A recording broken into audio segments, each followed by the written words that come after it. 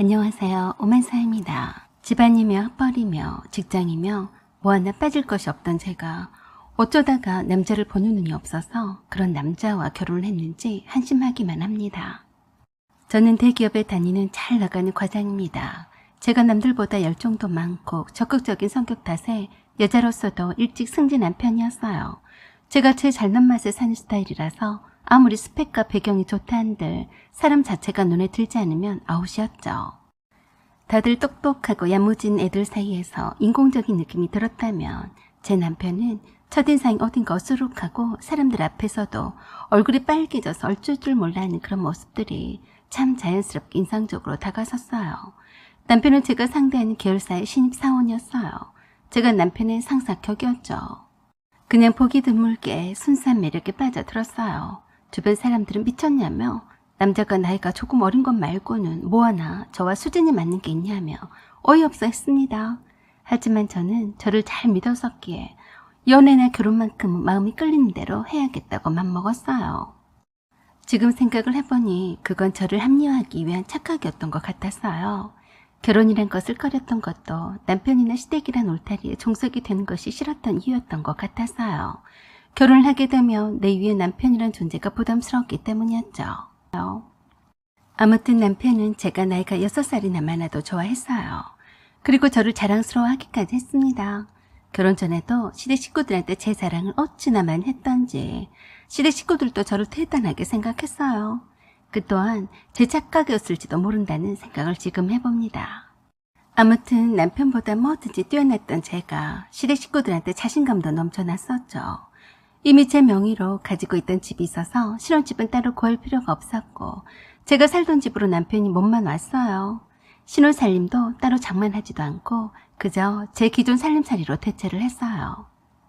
혼수의 단도 성의껏 잘해왔다는 소리를 들을 만큼 잘했어요.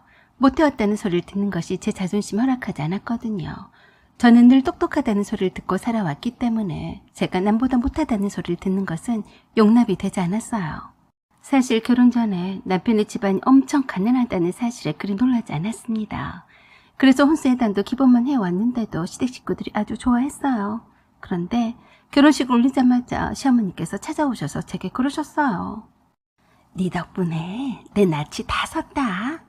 얼마나 다 며느리가 잘 돌았다고 하는지 기분이 좋더구나. 좋은 것은 좋은 거라고 칭찬을 들으니까 저도 기분이 좋았어요. 그런데 엉뚱한 말씀하시길래 깜짝 놀랐어요. 다들 그러더라. 며느리가 대기업 과장인데 이제는 호강하면서 살겠다고 그러더라. 대기업 연봉이 꽤 많다고 하던데 너네 둘이 보니까 얼마나 많으냐? 그래서 말인데 삼식이 말이다. 네 아주버니가 지금 벌이를 잘못해서 짝꿍이 있는데도 장가를 못 가고 있지 뭐냐. 네, 그런데요. 이번에 너희들 결혼식에 보니까 짠하지 뭐냐. 형이면서도 동생이 먼저 결혼식을 하니까 그 맘이 오죽했겠냐. 요새 그런 게 어딨어요. 그건 다 옛날 말이죠. 그렇게 생각하는 건 어머니시죠. 그런 소리 마라. 한쪽 기퉁에서 동생 결혼식을 바라보는데 내 맘이 다 아프더라. 참, 그래서 어쨌다는 건지 무슨 말씀 하시려고 저러시나 했어요. 그래서 말인데 저렇게 아직까지 뚜렷한 직장도 없이 돈도 못 모아서 결혼도 못하니까 얼마나 불쌍하냐. 네, 그래서요? 그래서 삼식이가 더 나이가 들기 전에 장가를 보내야 하지 않겠냐. 어머니, 그건 아주버님께서 알아서 하시겠죠. 어머니가 왜 걱정을 하세요? 그냥 두세요. 그랬더니 말도 안 되는 소리라며 그러면 쓰겠냐고 식구들이 도와줘야 한다고 하셨어요. 장남이면서도 동생한테 키도 못 펴면 쓰겠냐? 얼마나 쪽이 팔렸겠냐? 그리고 짝꿍도 없으면 모를까. 지금 돈이 없어서 결혼식도 못 올리는데 우리가 도와주자. 시어머니가 저에게 하시고 싶은 말씀은 아주버니의 결혼식 올려주자는 말이었어요. 어머니, 저희도 이제 결혼식을 올린 지 한 달밖에 안 되었어요. 아주버니가 어려우니 알아서 결혼식 올리시겠어요? 그런 소리 마라. 나는 삼식이가 저렇게 주구장창 호래비로 늙어 죽을까봐 한시가 급하다. 죄송하지만 어린애도 아니고 다 큰 어른인데 어머니가 걱정한다고 될 일이 아니에요. 그러니까 믿고 기다려보세요. 저는 그저 시어머니께 걱정 말라고만 안심시켜 드리려고 했는데 엉뚱하게 저게 답답하다며 화를 내시더라고요. 너는 참 답답하다. 네 아주버니가 된 사람이 저렇게 호래비로 있는데 그냥 모른 척 할 셈이냐? 네? 아니 어머니, 이 집사 시집온 제가 뭘 어찌하는데요? 너는 삼수보다 잘나고 야무지잖냐. 이번에 우리 큰맘 먹고 삼식이 장가 좀 보내자. 얼척이 없었어요. 아주버니가 장가 가는 문제를 왜 저한테 이렇게 진지하게 말씀을 하시는지 알다가도 모르겠더라고요. 그런데 다음 말에 기절을 초풍하는 줄 알았어요. 너는 대기업 다니는데 그 정도는 해줄 수 있지 않겠냐? 삼식이 신혼집 말이다. 네? 아주버니 신혼집을요? 그래, 좋은 거 아니냐? 방 한 칸이라도 살 집이 있어야 결혼을 할 게 아니냐? 어이가 없어서 제가 그랬어요. 그걸 왜 제가 걱정을 해요? 대기업을 다니면 다 돈방석에 앉는 줄 아시더라고요. 아니면 제가 잘 사는 집의 딸이라서 그랬을까요? 그랬더니 다시 저를 타이르듯이 조용히 말씀하시더라고요. 네가 아니면 누가 신경을 써주겠냐? 신혼집을 구할 돈이 없는데 그럼 어떡하니? 그 돈을 빌려준다 셈치고 네가 해주면 안 되겠냐? 저는 딱 잘라서 거절했습니다. 어머니, 그럴 돈도 없고 저희 살기도 바빠요. 그러자 정말로 화를 내시면서 그러는데 세상에 이런 시어머니도 다 있구나 했어요. 그래도 네 남편의 형인데 너희만 잘 살면 그만이다 그거냐? 너한테는 뭐 그리 어려울 것도 아니지 않니? 대출 받아서 돈을 해줄 수도 있고 아니면 잘 사는 네 친정에서 돈을 구해올 수도 있는 거 아니냐? 갈수록 말도 안 되는 소리를 하셨어요. 그리고 나도 말이다. 50년이나 다 된 쓰러져가는 집에서는 이젠 도저히 살 수가 없다. 내가 이 앞전에 전원주택 분양한 곳을 가봤더니 세상에 그렇게 좋을 수가 없더구나. 나도 전원주택을 하나 받은 것이 있으니까 그것도 하나 사주면 좋겠다. 뭐 이런 경우가 다 있나 했어요. 결혼을 한 지 한 달밖에 안 된 며느리에게 아주버니 신혼집과 시어머니가 사실 전원주택을 사달라고 하다니 정신이 제대로 바뀌어 계시는지 의문까지 들더라고요. 그래서 저도 모르게 여쭸어요. 아? 어머니야말로 다 물어보세요.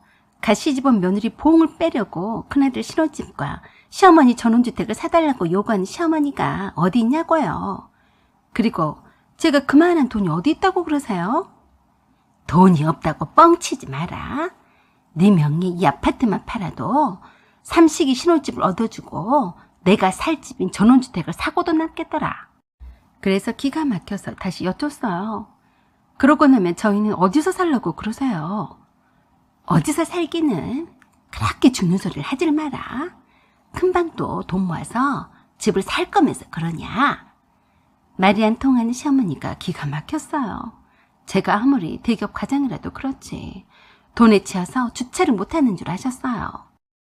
정말 몰라서 그러시는지 아니면 알면서도 이렇게 철판을 깔고 나오는 건지 이해가 되지 않았어요. 어머니, 삼수 씨한테는 말씀해 보셨어요? 당연하지. 뭐라던가요? 삼수는 싫다고 하겠냐? 그런데 삼수는 너도 알다시피 손이 작지 않냐? 너는 우리 집안을 일으킬 며느리다. 네가 마음만 넓게 쓰면 두루두루 서로가 편안하고 좋지 않겠냐?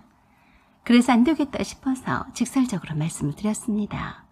어머니, 제가 삼수 씨보다 나이가 많은 것 빼고는 삼수 씨가 잘난 게 하나도 없는 건 아시죠? 얼굴색이 딱 변하시더니 그러셨어요. 그게 어쨌다고 그런 게냐? 이래서 없는 집에 시집을 가면 호구된다는 말이 나오는 거예요. 지금 당장에 돌아가세요. 아드님과 난 살 테니까 여긴 앞으로 올 생각도 하지 마세요. 라고 하며 여인용 가방 안에 남편 옷을 대충 꼬라박아서 문 밖에 던져버렸어요. 전혀 예상치 못했는지 시어머니는 어이없다는 표정으로 잔소리를 하셨어요. 그래서 제가 시어머니를 두 손을 꽉 잡고 이렇게 세워서 현관으로 나가라고 안내했어요. 여기는 제 집이에요. 밖에 있는 저 가방을 들고 돌아가세요. 아드님도 오늘부로 여기는 발도 못 붙일 테니 그리 하세요. 문 밖으로 내쫓고 문을 쾅 닫아버렸어요. 시어머니는 내 기세에 놀라서 떠밀려서 쫓겨나오긴 했지만 분하셨는지 밖에 친구를 만나러 나간 남편에게 전화를 한 모양이었어요. 저에게 남편이 전화를 해서 그러더라고요.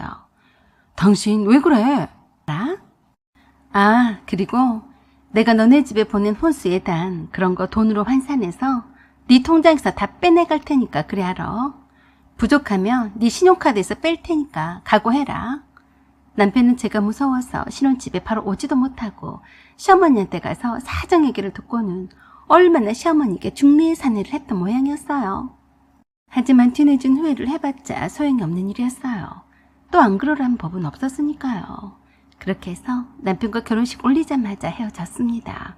다음에는 주변에서 다 찬성해주는 사람을 만나서 결혼할 생각입니다. 사연은 여기까지입니다. 구독과 좋아요 부탁드려요. 감사합니다.